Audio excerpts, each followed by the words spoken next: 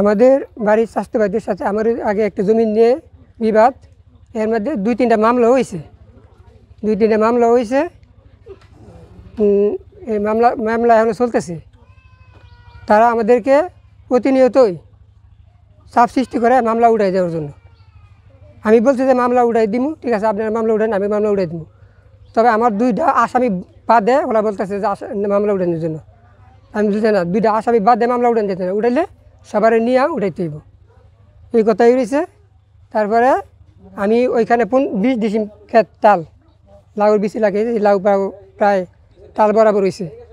হওয়ার পরে আমি এটা খোঁটা টোটা দিয়া ওটা ফুতা দিয়া চাইছি, বা ওটা দিয়া ফুতা দিয়া চাইছি। তারপরে রাত্রেবেলায় ওটা সুতা সব কাটে নিয়ে গেছে। পরে হইলো মনে করেন আমাদের গ্রামের সবাই জানাইছি পরে ওরা কিছু লোক আইসে যে ওই দিন আবার ওই বিকালবেলা বেড়া দিছে। ওরা ওদের জানাইছি, ওরা কিন্তু গুণমান ব্যক্তি আইসে।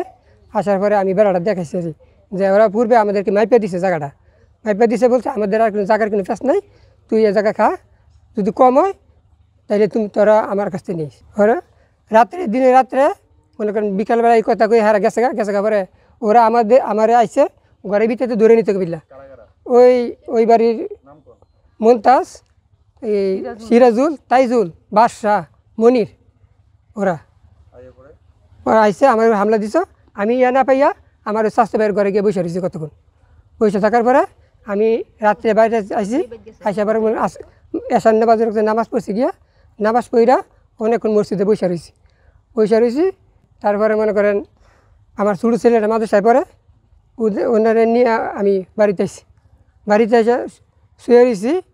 রাত্রে 2টা বাজে মানে আমার ওয়াইফ বাইরে বাড়িছে, বাড়ি দেখে দাদু করে আঙুল তুলতেছে।